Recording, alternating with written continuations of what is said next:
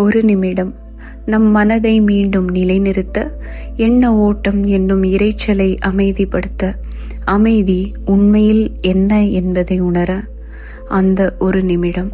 அந்த அமைதியில் சுவாசத்தின் அளவு குறைந்து மன அழுத்தம் குறைகிறது.